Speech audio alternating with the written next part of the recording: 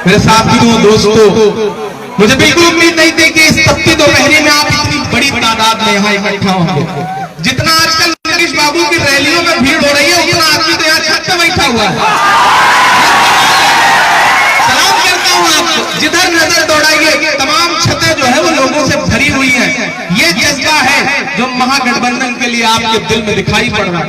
और जो सबसे बड़ी बात है, ये जो जोश है आपके अंदर, जो जुनून है आपके अंदर, वो जुनून बता रहा है कि नीतीश बाबू विदाई तय है। आपने एक नारा लगाया था ना लॉकडाउन के दौरान कि जहां हो वहीं रहो, बिहार में घुसने नहीं दूंगा। तो बिहार वालों ने भी तय कर दिया है कि नीतीश बाबू जहां तो वहां रहने नहीं देंगे आपको, उखाड़ फेंकेंगे आपको। तय कर लिया है बिहार वालों ने। और यही वजह है कि नीतीश बाबू आजकल सभाओं में आए बकने लगे हैं। एक ऐसी सभा में लालू जी के नाम का नारा लग गया सामने से, तो नाराज हो गए सामने वाले पे। अरे आप मुख्यमंत्री हैं, आपको ये जेब नहीं देता नीतीश जी। गमों की धूप में भी मुस्कुराकर चलना पड़ता है। ये दुनिया है, यहाँ चेहरा सजाकर चलना पड़ता है। हमारा कद तुम्हारा कद मेरे कद से बहुत ऊंचा सही, लेकिन चढ़ाई पर कमर सबको झुकाकर चलना पड़ता है। नीतीश जी, इस जनता ये जनता दरअसल आपके धोखा देने की वजह से नाराज है। इस जनता ने 2015 में आप पर भरोसा किया था।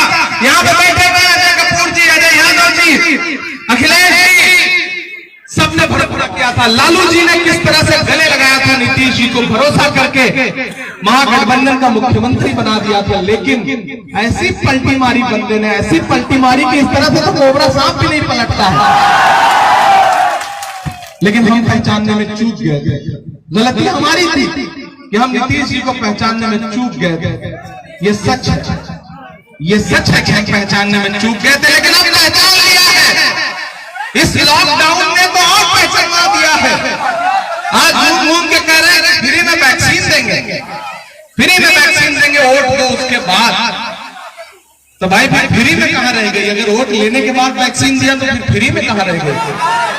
ये तो फिरौती मांगने वाली बात हो गई कि जैसे अपहरण करने के बाद अपहरणकर्ता परिवार को फोन करके कहता है कि आपके बच्चे का अपहरण कर लिया है, इतने करोड़ पहुंचा दो तो बच्चे को छोड़ देंगे। उसी तरह आप कह रहे हो कि फ्री में वैक्सीन देंगे, वोट दे दो उसके बाद। अरे मोदी जी, 15 लाख दे दो, हम वैक्सीन खुदे खरीद लेंगे जब कभी। ये जुमला देना बंद कर दीजिए। अब ये जुमलेबाजी चलने वाली नहीं है। कितना बड़ा व्यापारी, वैसे ही नीतीश बाबू भी उतने ही बड़े व्यापारी, निर्मला सीतारमण जी भी उतनी ही बड़ी व्यापारी, वो चीज बेच रहे हैं जो आज दुनिया में बनी ही नहीं है। कोरोना की कोई भी वैक्सीन दुनिया के किसी भी देश में आज तक बनी नहीं है, और उसको बेच रहे हैं, उसका सपना दिखा रहे हैं। रेलवे बेच दिया, वो तो दिख रहा है। LIC दिख रहा है। एयरपोर्ट लीज पर दे दिया अडानी और अंबानी को, वो तो दिख रहा है। मैं तो घूम घूम के पूरे मुल्क में कहता रहा हूं कि मोहब्बत भाईचारे के दीवाने दिन ही लौटा दो, वो सस्ती दाल सब्जी के सुहाने दिन ही लौटा दो, वो सस्ती दाल सब्जी के सुहाने दिन ही लौटा दो। ये अच्छे दिन तो अंबानी अडानी को मुबारक हो, हमें ऐसा करो साहिब पुराने दिन ही लौटा दो, हमें ऐसा करो साहिब पुराने दिन ही लौटा दो। बहुत दूर से, मेरा ख्याल है कि लगभग 1000 किलोमीटर से ज्यादा का सफर करके आपके बीच आया, क्योंकि आज कुछ संजीदा गुफ्तगू करनी थी आपसे। भागलपुर वालों, पहली बार आपके बीच आया हूं। मुशायरों में कई बार ऐसा सिलसिला जुड़ा कि आ सकता था, लेकिन नसीब ने साथ नहीं दिया और आपसे मुलाकात नहीं हो पाई। लेकिन शायद नसीब ने इस दिन के लिए मुझे रोक रखा था कि इस दिन आपके बीच में आऊंगा और अपनी जिम्मेदारियां निभाऊंगा। मैं पिछले 7-8 साल से पूरे मुल्क में घूम करके फासिस्ट ताकतों के खिलाफ आपकी आवाज बन के बोल रहा हूँ, और सिर्फ आवाज बन के बोल नहीं रहा हूँ, सिर्फ आपकी नुमाइंदगी नहीं कर रहा हूँ, सिर्फ आपके दिल के दर्द को लफ्जों में ढाल के दुनिया के सामने गा नहीं रहा हूँ, बल्कि हकीकत में भी आपके लिए जमीन पे खड़ा हूँ जहां जहां जरूरत पड़ी है। मैं खड़ा था नजीब की मां को अपने सीने से लगा करके उसके आंसू पोंछने के लिए।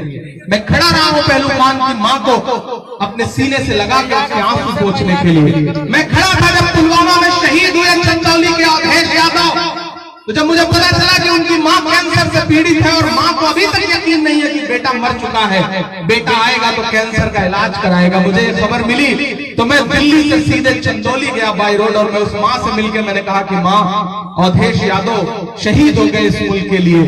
मैं कुछ बहुत तो नहीं कह सकता लेकिन इतना कह सकता हूं कि मैं भी उसी बेटे की तरह आपका एक बेटा हूं, मैं कराऊंगा आपका इलाज। मैं खड़ा रहा हूं, मैं इस आपके बीच में खड़ा हूं।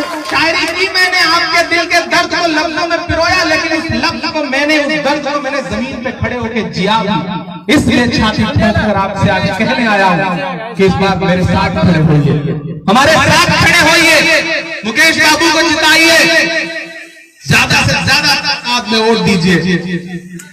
9 बार आप लोगों ने सदानंद बाबू को जिताया है और इस बार दहाई तक मामला कैसे खबरों में बने रहने के लिए सब्सक्राइब करें खबर सब तक और घंटी के बटन